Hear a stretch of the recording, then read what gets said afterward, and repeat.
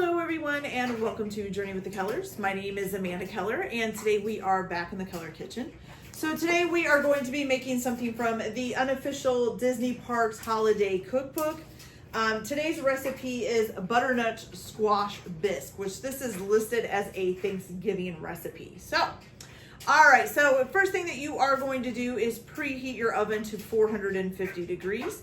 Then you are going to need it says a half-size baking sheet with foil. I used parchment paper instead. You can use foil if you want, okay?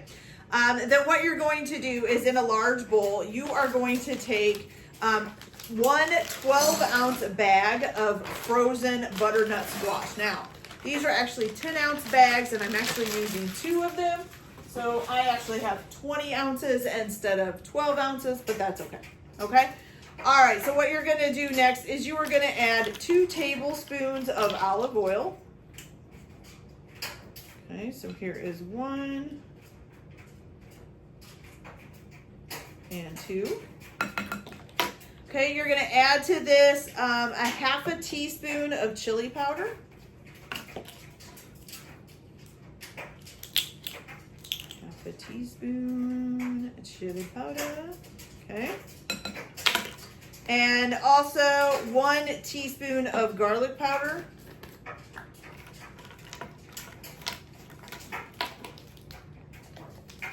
I am almost out of garlic powder. Oop. There we go. And then you're going to need a teaspoon of salt.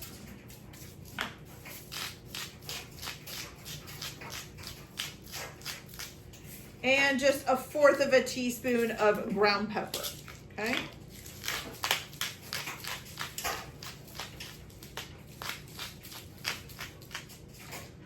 All right, so now you're going to mix this all together.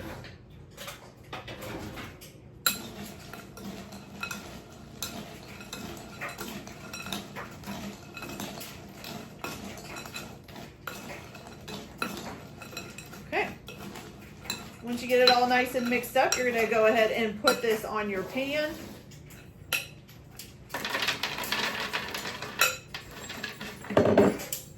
And then you're going to bake this at 450 degrees for about 18 to 20 minutes, okay? While this is cooking, you can go ahead and chop up 1 medium yellow onion. It needs to be diced. And then 4 teaspoons of minced garlic. So if you already have minced garlic, you could use that, or you can just chop up enough for 4 teaspoons of minced garlic, okay?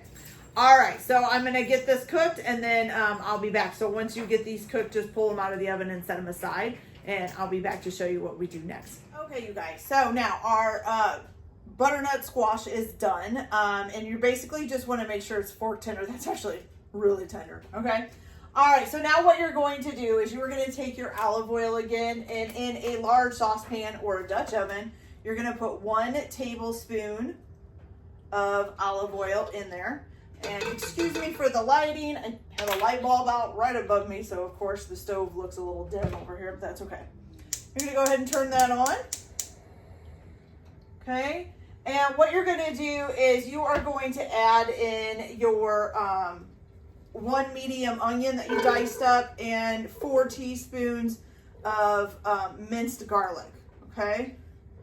Whether you cut up your own garlic or whether you're just using like jarred minced garlic, okay? Get this out of the way here.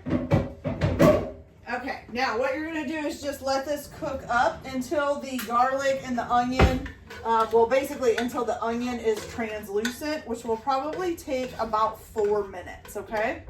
All right, so I'm going to go ahead and let that cook and get it nice and translucent and soft. And then I'll be back to show you what we do next. So I'll be back in a minute. Okay, you guys, so once you get your onions nice and translucent, which they look like that, if you can see it, I'm not sure if you can or not. What you're going to do now is you are going to add in, let's see, 1/4 of a cup of bourbon. And then you're also going to add in 2 cups of vegetable stock. Okay. You're going to add in your butternut squash that you cooked.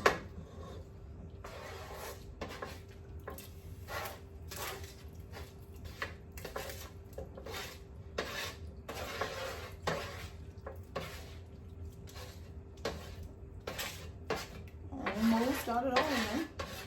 Like I said, it's really soft. It's kind of squishy. Okay. So once you get that all added in, you're also going to add in, is it 1 tablespoon? No, 1 teaspoon of vegetable bouillon paste. Okay, so here's a teaspoon and some vegetable bouillon paste. Out of the spoon there. There we go.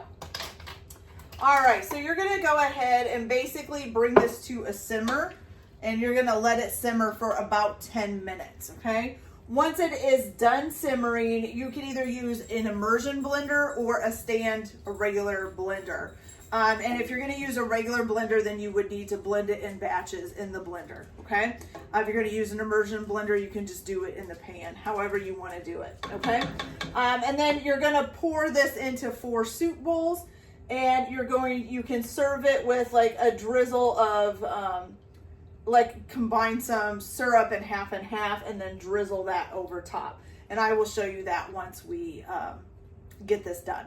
So I'm gonna go ahead and bring this up to a simmer and let it simmer for 10 minutes, and then I'll be back and then I'll blend it or immersion blend it, and then I'll be back to show you guys how it turns out. So I'll be back in a little bit. Okay, you guys, so it is all done and I got it all immersioned. So it's a nice creamy looking soup. All right, so what you're gonna do now is you are going to take about 1/4 of a cup of half and half, and you can just put this in a measuring cup or a bowl or whatever. Okay, so 1/4 of a cup of half and half, and also 2 tablespoons of pure vanilla or pure maple syrup. This is not pure maple syrup, just so you know. I'm actually out, so I'm just putting in syrup. It'll just have to work. Oh, and I forgot a spoon. Okay. So we'll mix this together.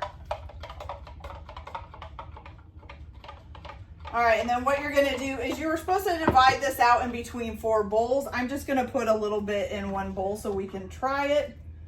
So here's a little bit here, okay? There we go. And then you'll just pour some of your half and half and syrup that's mixed together, if it'll stay mixed together there. Get it mixed up a little bit more. So pour a little bit of half and half and syrup, and basically you would divide this up between the 4 bowls too.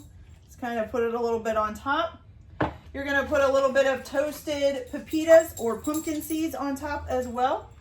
And it looks really nice, you guys. So let's give this a try and see how it tastes. I don't really eat butternut squash a whole lot, so I don't know if I'm gonna like this.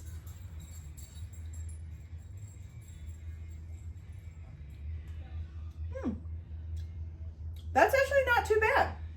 Okay, it's got a little bit of sweetness to it from the syrup and the half and half and stuff. And then just a little bit of crunch with the pumpkin seeds in there. It's actually pretty good. I kind of like it. So yeah, if you got something to dip in there, it would be even better, like some dinner rolls or some bread or something like that. Perfect.